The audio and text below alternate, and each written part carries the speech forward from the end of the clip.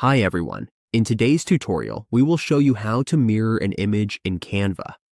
Mirroring an image can help us create better designs, reflections, or adjust the direction of our visuals. We will walk you through how to do this easily. Let's get started. On your Canva editing dashboard, we have a mirror video image here. To mirror it or flip it, we just need to click the flip option at the top of your video or photo. Simply click it. We can choose to flip it vertically or horizontally, depending on what we need. As we can see, it is now mirrored. If we play the video, it is now on the left side.